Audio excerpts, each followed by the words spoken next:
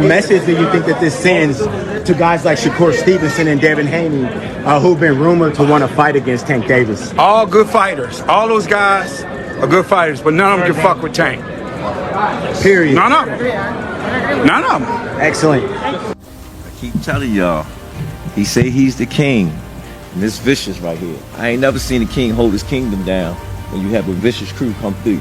We coming through. Hear what I say? We vicious. We ain't just boxing. We doing this. Be prepared. Stop playing with my youngin. Stop playing with my youngin. Yes. Dan Tank Davis is known for his incredible punching power and high knockout rate.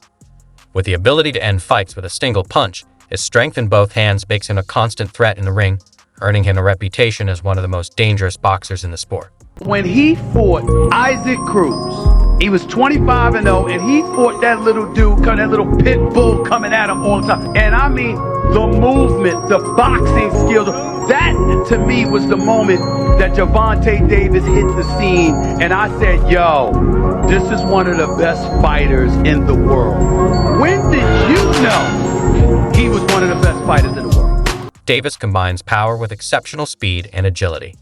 His quick footwork and hand speed allow him to land fast combinations, evade punches, and adapt mid-fight, making him unpredictable and tough to counter. I knew that I had him. I mean, everybody knew.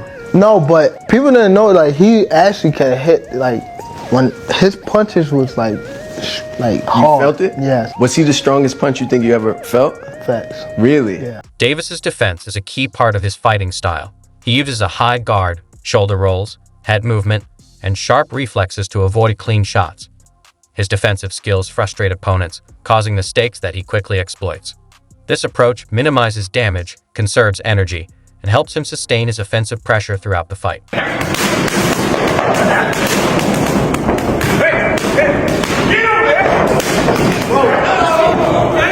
God damn.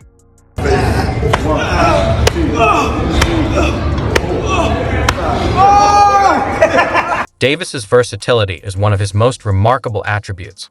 He excels at fighting both up close and from a distance, adapting his style to exploit his opponent's weaknesses.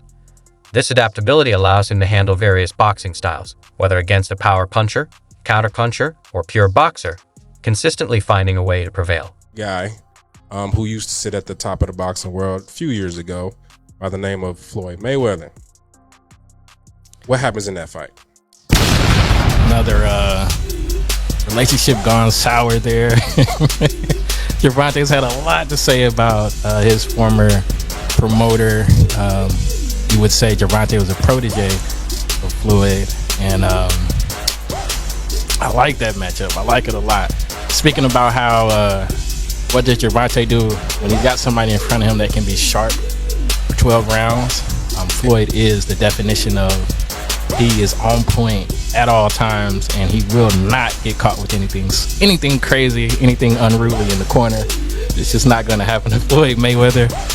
And so, with that being said, I've got Tank by now. Don Davis demonstrates strong mental resilience and confidence, staying composed under pressure. His self-belief and focus are key in high-stakes fights, allowing him to stick to his strategy regardless of the circumstances. His ability to remain calm in tough situations highlights his psychological strength. Hey guys, Adriana Jimenez joined here with two-time and current WBA super featherweight champion Gervonta Tank Davis. Gervonta, just a couple days away from headlining your first U.S. base card against Hugo Ruiz, originally against Abner Mares, who we wish a speedy recovery. How excited are you to get inside the ring and give us a great show? I'm very excited, just to be back, just to be back in the ring, give my fans a great show, even the fans all over a great show that's turning in on Showtime. I believe that I will have a great performance. I don't think I have a lot of ring rush, but hopefully Hugo can come in, living up to his word, and I live up to my word, and we give on a great show. We know that Hugo's been pretty vocal saying that he wants that knockout, that he wants to knock you out. But we know that you're very confident in what you bring. What kind of fight can we expect? Action-packed fight. off of what he's saying, he's saying that he coming in to knock me out, so he have to bring action, to do that. So I'm ready. Training camp been going great. Davis's career has been guided by Floyd Mayweather and Mayweather Promotions, helping him build his record and gain experience. Training with Mayweather has sharpened his skills, but as Davis's career grew, tensions started to surface. Shane Mosley recently explained that Floyd's constant involvement may have prevented Davis from fully stepping into the spotlight. The best ones out there is what they don't know gets less respect for it, but one of the best ones out there. Now his mouth a little different, you know what I'm saying? He's the different kind of character when it comes to the mouth. Yeah. Because that's where he's from. But he's really one of the pound for pound, the best ones of the crew. And I'm gonna tell you why he's the best one of the crew, to me. He can punch, but he also can box. You understand me? Some that can box can't punch. Some that can punch can't box. He can box, he can punch, he can move laterally, he can do it left side, right side, he can do whatever he needs to do as a southpaw to get the job done. And that's saying a lot, because not many guys can do that today. As we're gonna have some music on that bit, ain't it? The situation escalated with public statements and social media exchanges as Davis began voicing his frustrations. He accused Mayweather of overshadowing him, claiming that Mayweather's involvement was more about boosting his own legacy than supporting Davis. In response, Mayweather criticized Davis's attitude and work ethic, stressing that Davis needed to show more gratitude and respect. How you feel about Floyd and Tank beefing online? I see it a little bit. I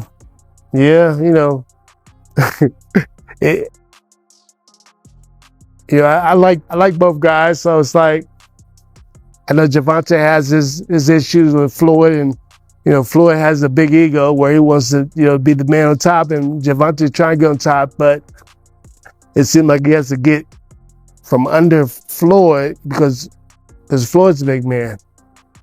You know what I'm saying? And it's kind of hard.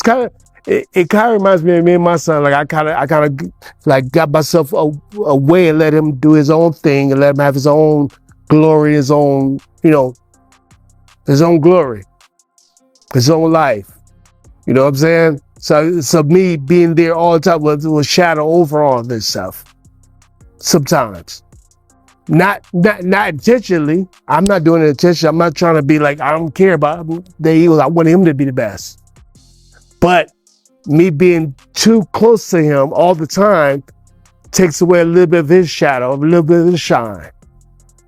So I need to be, I'm still going to tell him everything he needs to know. I'll get in the ring with him, spar with him, do all kinds of stuff. But he has his own coach, he has his own manager, he has his own team, he has his own family, he has his own, his own stuff. As a well-conditioned athlete, Davis consistently arrives in peak physical shape for his fights.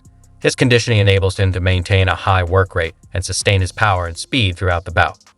This fitness level boosts his performance and helps minimize the risk of fatigue, especially in the later rounds. We want to see on whether it's on social media, whether it's the comments that are being made by both men. Gervonta Davis reacted to, Floyd Mayweather explaining why he did a press conference on the same day that, Gervonta had a press conference, and he said they offered him $1 million for that particular press conference, and Michael Benson reported this, and Gervonta Davis quoted the tweet and said "lol" on top of it, because Gervonta Davis apparently was quoted saying that it doesn't matter how much money a man has, he can still be jealous. Like, why Floyd would be jealous of Gervonta Davis? Gervonta Davis, I like Gervonta Davis. I think he's a very exciting talent, very good fighter. Stay calm. I always like to listen to Floyd when it comes to big stages like this, because he's the only one that been in my shoes and been like in these type of fights. You know what I mean? So I always try to stay close to Floyd when stuff like this happens. You know what I mean? Just to keep me humble and have me on the right track. You know what I mean? So I always appreciate Floyd for being in my corner, having my back. Always, you know what I mean? So it's always a be love for Floyd Mayweather. Like day one in the camp, I start running probably like, it's different times. I might don't feel like running in the morning. I might run at night. It all depends what fit you. Like, I run in the morning. If I don't, I run at night. Train probably like 2 or 3. If I want to do something again, I train at night.